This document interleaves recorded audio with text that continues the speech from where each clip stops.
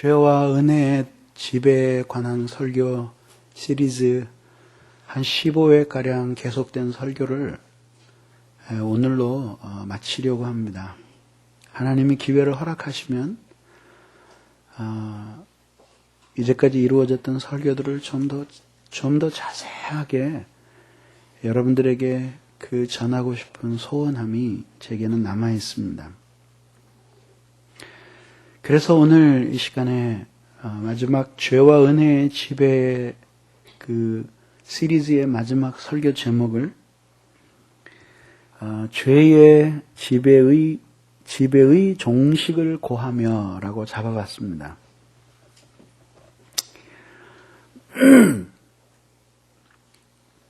우리는 지난 15번 이상의 긴 시리즈를 통해서 우리는 우리가 왜 하나님의 자녀로서 은혜의 지배 아래 살아야 하는지에 대해서 배웠습니다.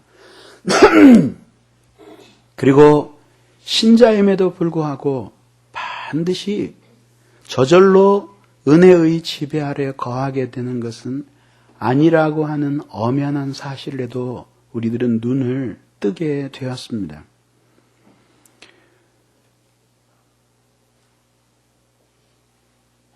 은혜의 지배 아래 거하는 것이 신자로서의 자연스러운 삶이고 또 그렇게 될 수 있도록 하나님이 우리에게 모든 것을 허락해 주셨습니다.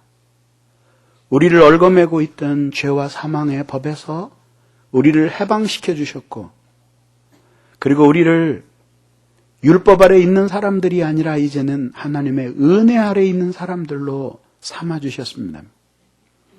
전에는 죄에 매어 종이었으나 그 신분에서 자유를 얻게 해주셨고, 전에는 우리의 마음이 선을 원해도 도저히 선한 것을 할 수 없는 본질상 죄와 사망의 법에 묶여있는 영혼과 마음의 자유를 잃어버린 상태였지만 내면과 영혼의 자유를 주셨습니다.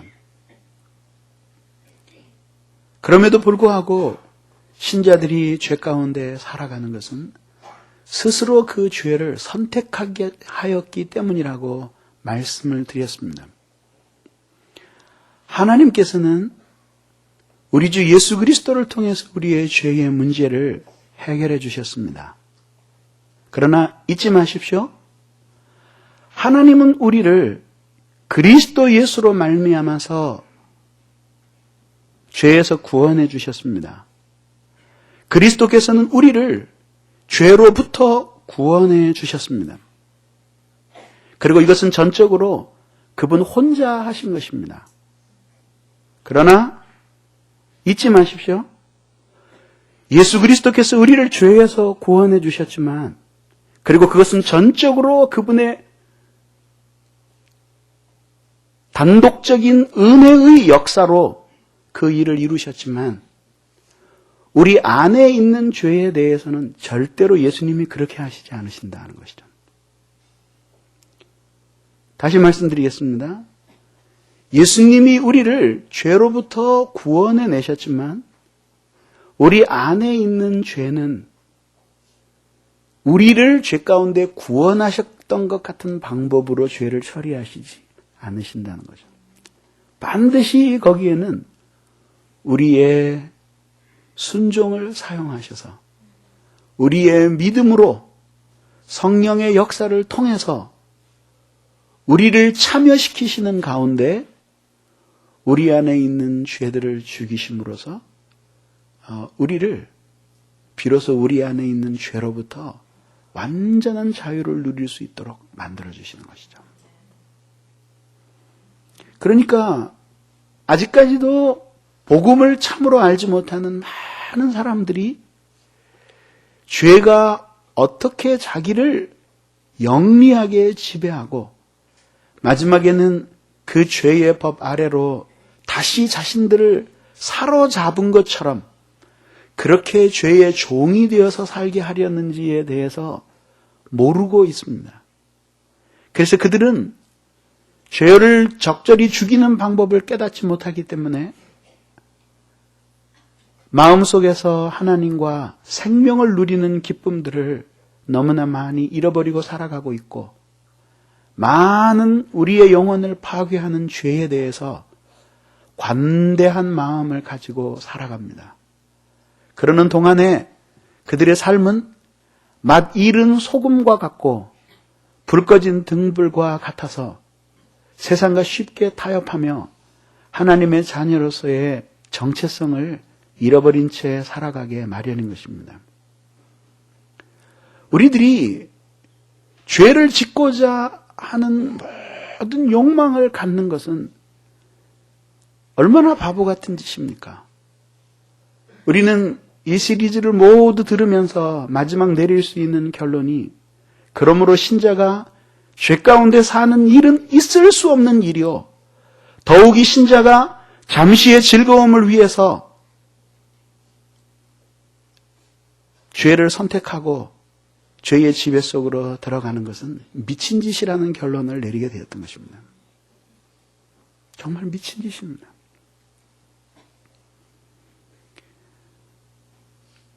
만약에 신자인 우리가 자기를 사랑하는 마음을 버리고 죄를 짓고자 하는 욕망을 포기한다면, 그러면 아마 이 죄를 이기는 것이 너무나 쉽다는 사실에 놀라게 될 것입니다. 그러나 신자는 외부에서 밀려오는 죄의 유혹이 강하기 때문에 힘든 것이 아니라, 자기 속에 있는 죄가 강해서 힘든 것이 아니라, 그 죄와 결별하지 못하는 자기 속에 있는 죄에 대한 사랑 때문에 그렇게 힘이 드는 겁니다. 그래서 이 죄는 말씀드린 바와 같이 크게 두 가지 수단을 가지고 우리들을 지배하려고 애를 씁니다.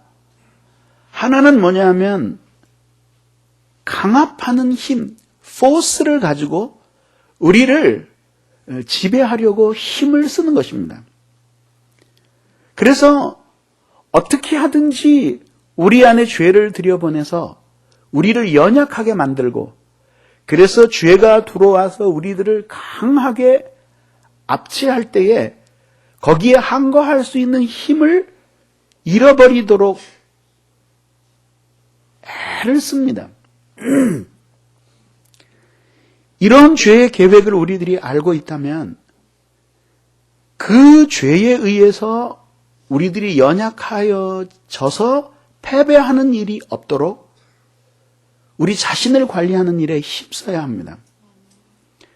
그 길은 오직 하나이니 베드로후서 3장 18절에 기록된 바와 같이 오직 저를 아는 은혜와 지식에서 자라가라고 한 것처럼 먼저 은혜 안에서 자라가는 것입니다. 예전에는 하나님을 조금 사랑하던 사람들이 더 뜨겁게 사랑하고, 예전에는 조금 거룩한 삶에 대한 흥미를 가졌던 사람들이 거룩한 삶에 대해서 더 불같은 소원을 갖게 되어야 합니다. 그렇게 하면서 마음속에서 주님이 주신 은혜의 정서들이 계속 북돋우어져서, 그래서 이것들이 우리로 하여금 우리 자신을 죄의 영향으로부터 보호하고 죄에 의해서 우리 자신이 연약해지지 않도록 은혜 안에서 우리가 강해져서 죄를 능히 물리칠 수 있도록 이렇게 자기 자신을 계속 살려야 합니다. 이것을 요한 칼빈 선생은 비비케이션이라고 불렀습니다. 죽인다라고 하는 의미를 가진 모티피케이션과 대조를 해서 살림이라는 의미를 가지고 있는 비비케이션이라고 불렀습니다. 그래서 신자는 한편으로는 죄를 죽이지만 한편으로는 끊임없이 하나님이 우리에게 주신 은혜들을 계속 살아있게 하고, 받은 바 말씀이 떨어져서 결실하기까지 계속 돌보는, 우리의 마음을 관리하고 그리고 마음을 지키고 견고해지는 이러한 은혜의 살림을 위한 노력들이 필요합니다. 또 죄는 한 방법을 가지고 있으니 우리를 어둠 속에서 우리를 속여서 우리의 마음을 둔하게 하고 그래서 우리를 파멸로 몰아가려고 하는 것입니다. 그렇지 않기 위해서는 우리들이 부지런히 성령의 은혜 안에서 말씀을 부지런히 공부해서 지성적으로 죄가 우리에 대해서 아는 것 못지않게 우리도 죄에 대해서 탐구하고 죄를 이기게 하시는 은혜의 원리에 대해서 배워가야 하는 것입니다. 배워가야 하는 것입니다. 잘 훈련된 한 명의 병사는 거의 훈련되지 않는 수십 명의 병사를 상대로 한 싸움에서 능히 자신은 살고 적은 모두 죽일 수 있습니다.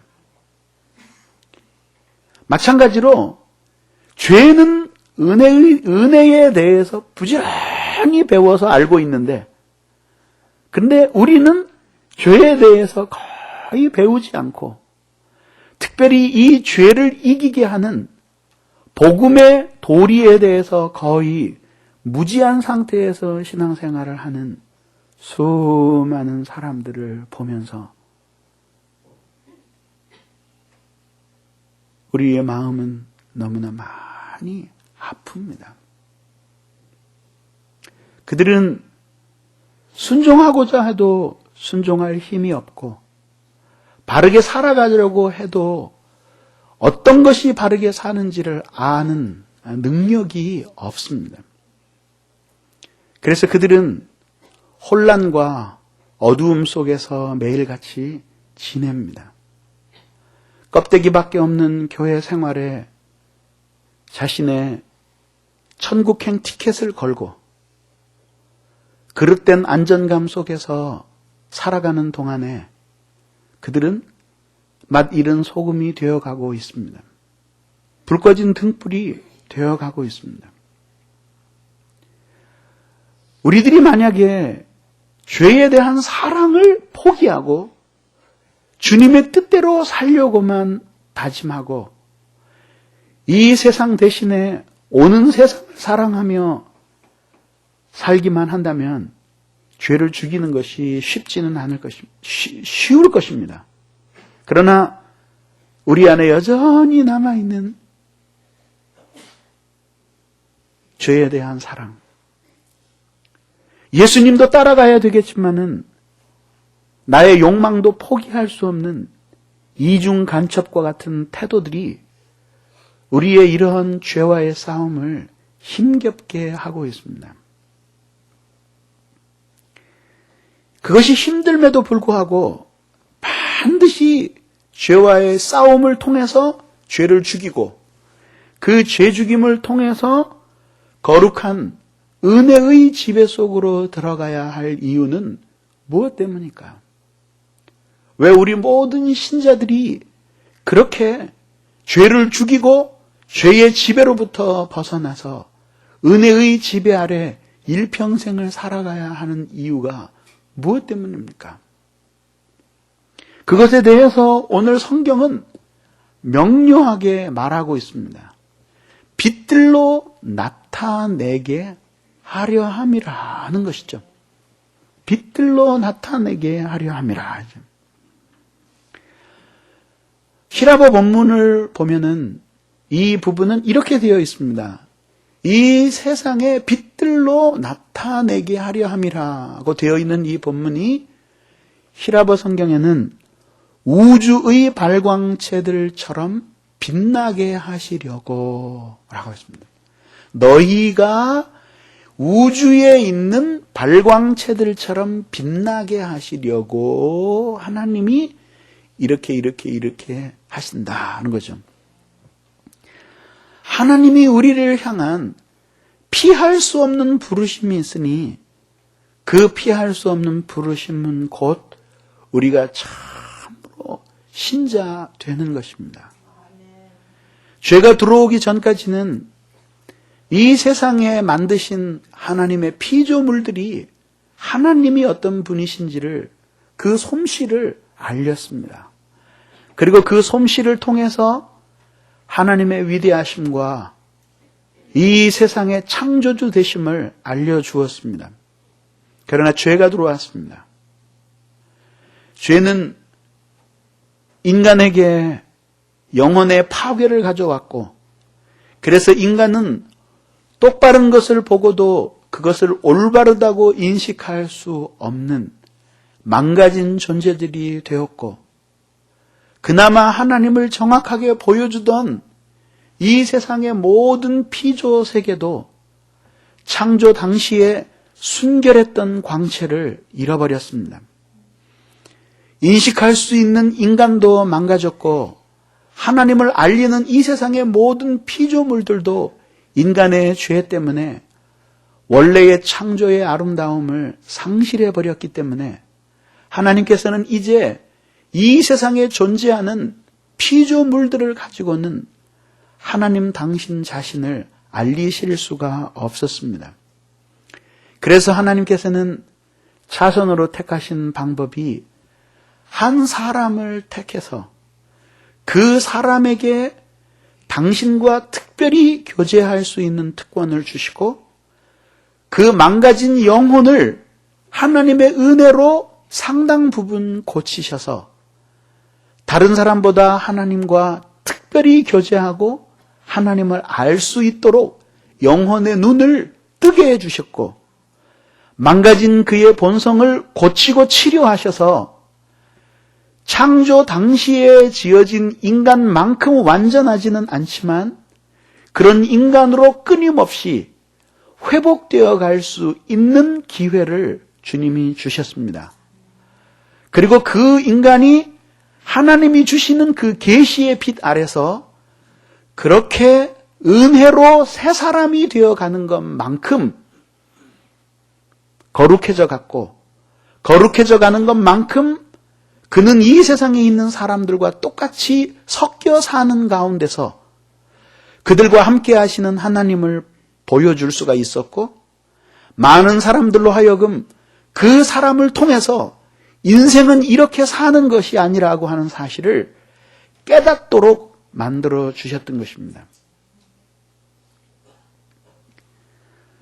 하나님께서는 그 한 사람으로 남겨두지 않고 그를 종자씨로 삼으셔서 가족을 만드시고, 그 가족들의 씨를 퍼뜨리셔서 그들 중에 믿음을 가진 사람들을 세우시고, 그렇게 날마다 하나님의 은혜를 간직하고 하나님을 닮아감으로써 주님을 알려주는 거룩한 백성들로 삼으셨습니다. 하나님은 거기에 만족치 아니하시고 그들을 민족으로 삼으시고 나라로 삼으셨으니 이들이 바로 이스라엘이었고, 그들 전체가 하나님의 은혜 안에 살면서 거룩해지는 것은 곧 살아계신 하나님을 한두 사람이 목소리를 높여 외치던 것을 온 민족의 웅장한 함성으로 이 세상을 향해 하나님은 창조주이시고 우리는 그 하나님을 경배하기 위해서 이 세상에 태어났다는 사실을 알려주는 웅장한 함성으로 삼으시고 싶으셨던 것입니다.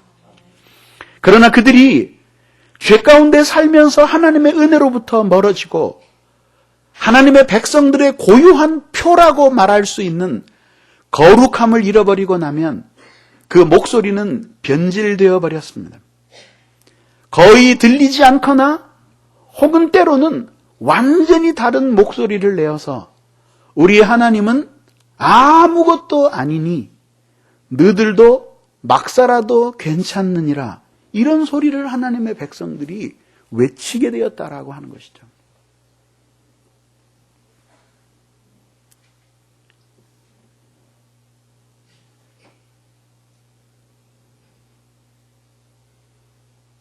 미국의 교회에서 흔히 오르내리는 짧은 이야기 하나 있습니다. 그것은 바로 Presence is best proclamation 이라는 것입니다. 신자의 현존이야말로 최상의 선포라고 하는 것입니다. 귀에 들리는 복음도 꼭 필요하지만 그 복음을 지닌 사람이 어떤 사람인지를 세상은 알고 싶어하고 그것을 통해서 더 많은 인상을 받게 되는 것입니다. 우리는 예수님에 관해서 들려주고 또 써내려온 이 세상의 많은 역사를 통해서 감화를 받는 것이 아니라 짧은 생애 동안 이 세상에 사셨던 예수님의 발자취를 보면서 더 많은 감화를 받습니다. 바로 참으로 신자야 되는 것이 이 세상에 인간이 태어나서 할 수 있는 가장 고상한 의무이고 사명이며 이것 없이는 그가 이 세상에서 아무리 많은 것을 누리고 높은 지위에 도달하고 자기의 욕망을 따라서 어마어마한 일을 이루어 놓고 죽는다고 할지라도 그 인간은 아무것도 아닌 것입니다. 정말 nothing입니다. 아무것도 아닙니다. 아무것도 아닙니다.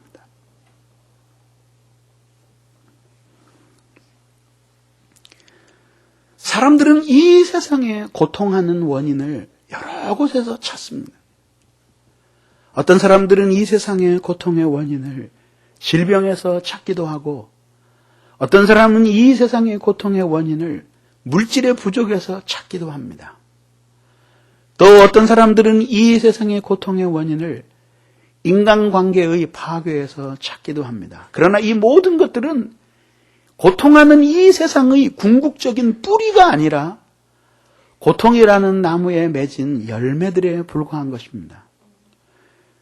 고통하는 이 세상의 고통의 이유는 수없이 많은 것처럼 느껴져도 그 궁극적인 뿌리는 오직 하나이니 하나님이 누구신지를 모르는 그 무지 때문에 이 세상은 고통스러워지는 것입니다. 예를 들어 봅시다. 여러분도 똑같이 지금 거론하고 있는 세상 사람들로서 살던 이들이었습니다. 막 살았습니다. 자기를 행복하게 하기 위해서 애를 쓰면서 살았지만은 행복하지 않았죠? 행복했더라면 지금 여러분들이 여기 이 자리에 있을 리가 없습니다. 행복하지 않았죠? 자기를 만족시키기 위해서 모든 수단을 동원해서 힘쓰고 애쓰고 부지런히 일했지만 무적행과 같은 여러분들의 마음은 무엇을 쓸어넣어도 만족을 얻을 수가 없었습니다. 그때 여러분들의 고통의 원인이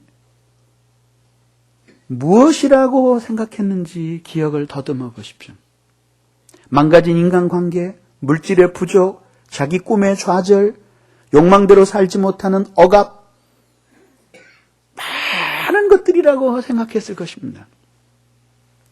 그러나 어느 순간 하나님이 살아계시다는 사실과 하나님이 여러분들을 그렇게 사랑하셨다는 사실을 깨닫고 십자가에서 여러분들을 위해 못 박혀 죽으신 예수님을 통해서 하나님이 누구신지를 알게 되고 나니까 고통의 이유는 너무나 여러 가지였는데 그 모든 것들이 벗겨지고 그리고 여러분들은 처음으로 사람으로 태어나서 하나님의 사랑을 받는 행복이 무엇인지를 알게 되었습니다. 그 모든 것들이 하나님이 어떤 분이신지를 아는 데서 그런 일들이 일어나게 된 거죠. 우리만 그런 것이 아니라 이 모든 세상이 다 그러하다는 것입니다. 그래서 이 세상을 위해서 할 수 있는 최고의 섬김은 우리가 진실로 사람이 되는 거예요. 하나님이 이 세상을 창조할 때 만드시고 싶었던, 계속해서 머물게 하시고 싶었던 그 사람으로 돌아가는 것이고, 그런 참 사람이 되기 위해선 우리들이 참된 신자가 되지 않으면 안 되는 것입니다. 하나님께서는 이제 이 세상에 있는 그 엄청난 창조된 피조물들을 통해서 당신을 알리실 수 없다는 사실을 확인하셨습니다. 오늘날 도처에 일어나고 있는 수많은 거짓된 종교들, 하나님이 창조하신 해와 달들을 섬기고 별들을 섬기고 분토로 돌아갈 뿐인 죽은 인간들을 섬기는 이 헛되고 망령된 짓들은 모두 창조주 하나님의 영광을 나타나게끔 하나님이 만들어 놓으신 이 피조물들을 하나님의 형상 대신 섬기는 그 무지를 보여주는 것입니다. 그래서 우리들은 이런 헛된 것들을 섬기며 이교도로 살아가고 있는 많은 사람들을 미워하기보다는 측은히 여기고 불쌍히 여길 수 있는 마음을 가져야 합니다. 오물이나 더러운 물건처럼 대하지 아니하고 정말 저들에게도 우리들에게 비쳤던 복음의 광채가 저들에게 비쳤더라면 하나님이 그 은혜의 빛을 저희들에게도 비치게 하셨더라면 저희들도 아마 저렇게 살아가지 않았을 텐데 누가 그 빛을 저희들에게 보여줄까? 그렇게 생각하면서 긍휼히 여기는 마음을 가져야 하는 것입니다. 하나님께서는 이렇게 당신의 피조물들을 통해 당신을 알리는 일을 실패하셨기 때문에 이제는 우리의 변화된 존재, 다시 말하면 우리의 부패한 이 본성의 죄들을 끊임없이 죽이시고 우리의 영혼을 순결케 하시는 성령의 성화의 작용을 통해서 우리 안에 두신 하나님 자신의 형상을 회복시키시고 그 회복된 하나님의 형상을 우리의 온 인격과 삶 속에 나타내어서 우리가 정말로 사람이 누구이고 그 사람이 어떻게 하나님 앞에서 살아가야 되는지를 알리시기를 원하시는 것입니다.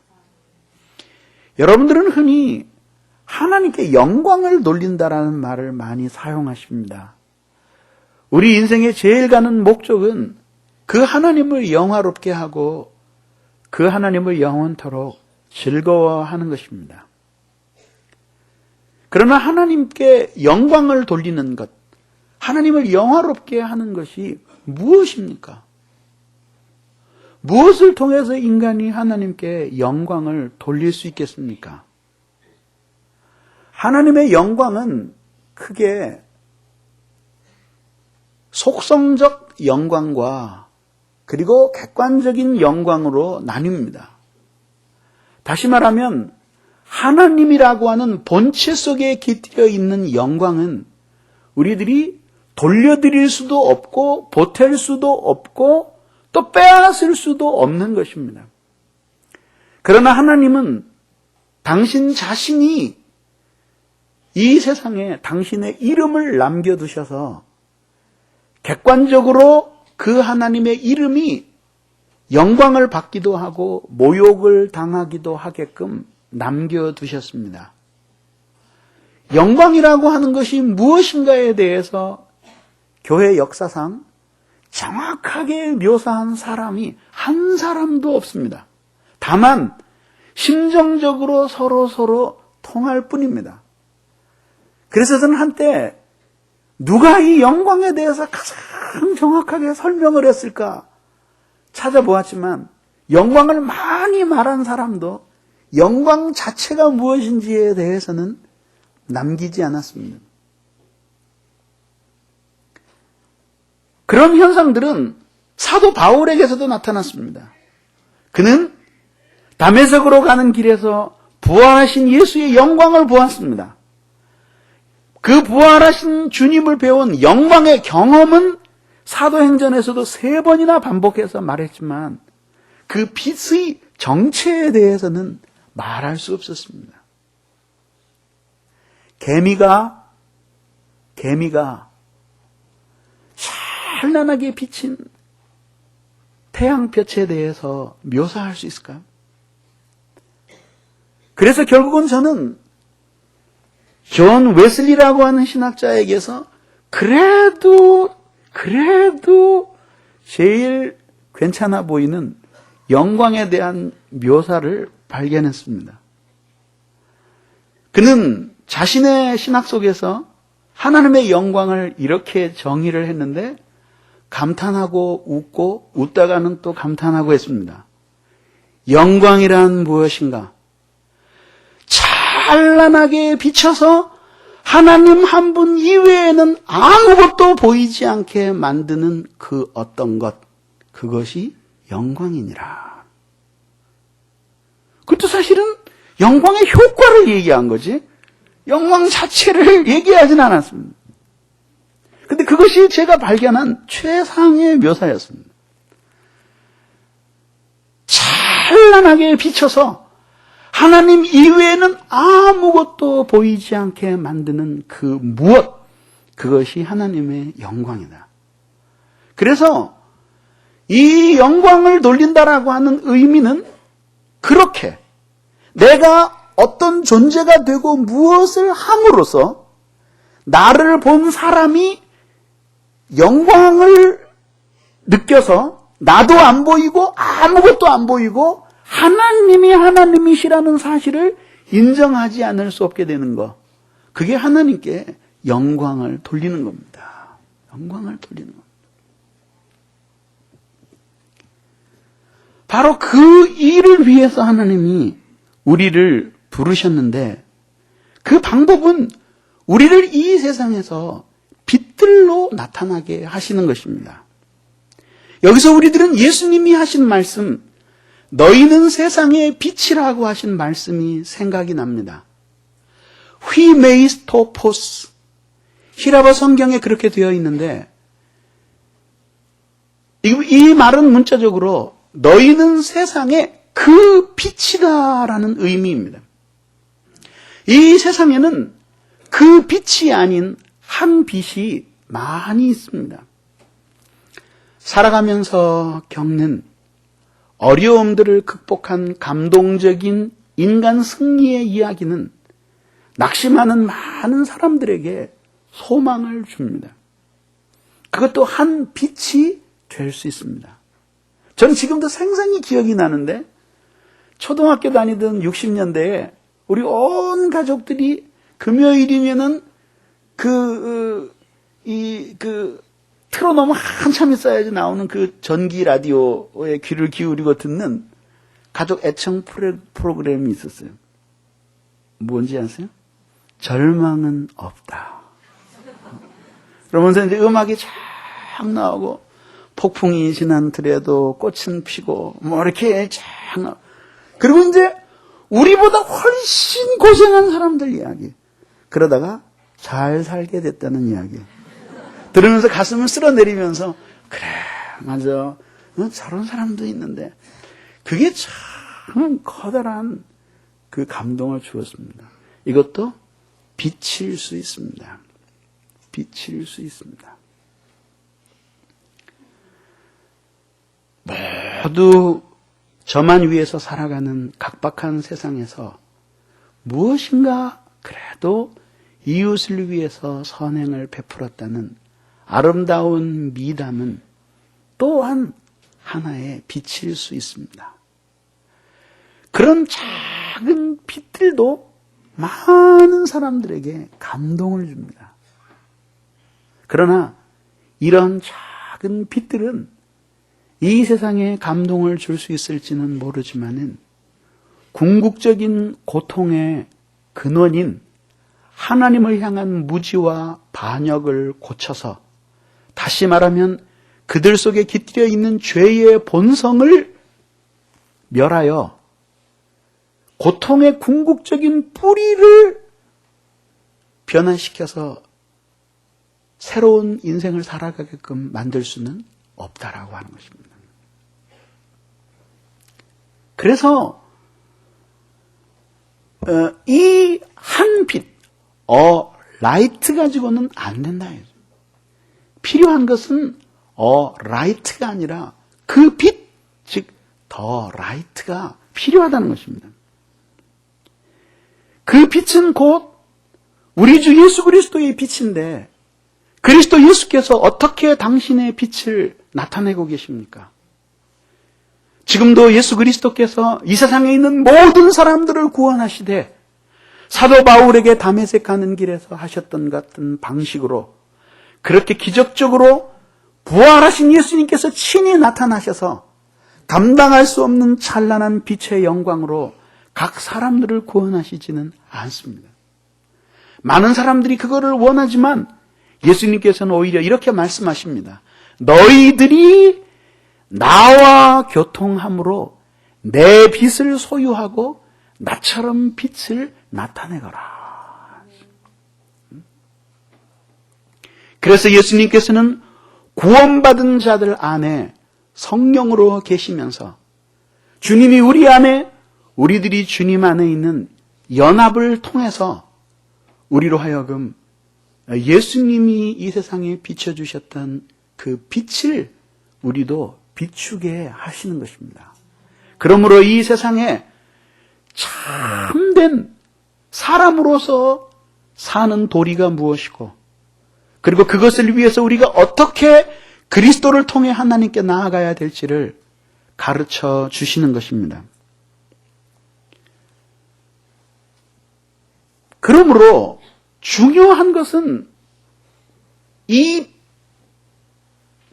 고통하는 세상, 죄로 말미암아서 완전히 어두워진 이 캄캄한 세상, 이 세상 영적인 암흑으로 말미암아 어둡고 지적인 무지로 말미암아 눈멀어버린 그래서 어두운 진짜 어둡기도 하고 보지 못해서 어둡기도 한 마치 흑암의 캄캄한 금은밤을 눈먼 사람이 걸어가는 것 같은 그런 캄캄함이 가득한 이 세상에서 그리스도인들의 가장 중요한 사명은 참으로 빛이 되는 것입니다. 지위 고하가 문제가 아니고 자기를 세워주신 그 자리에서 진실로 빛이 되는 것입니다. 불 꺼진 많은 등불보다도 불 켜진 하나의 등불이 필요합니다. 빛을 잃어버린 수많은 등대보다도 깜빡거리며 빛나고 있는 단 하나의 등대가 우리에게는 너무나 필요하다는 것입니다. 많은 사람들은 이런 설교들을 하면 아이고 어렵다. 저렇게 철저한 삶을 우리가 어떻게 살고 저건 교회에서 생활비 받는 목사들이나 할 일이지 우리는 감당할 수 없는 분량의 것이다. 그렇게 사는 사람이 우리 주위에 누가 있느냐? 그 없으니까 하나님이 이렇게 안타깝게 여러분들이라도 불러서 말씀하시는 거예요. 예수님이 생전에 이 땅에 계실 때 가장 가슴 아파하시며 하신 말씀이 그것이었습니다. 말세에 내가 믿는 자들을 몇이나 보겠느냐. 그런데 말세가 될수록 그렇게 하나님을 정말 믿는 사람들, 말세에는 더욱더 간절히 필요한 거예요. 더욱더 간절히 필요한 거예요.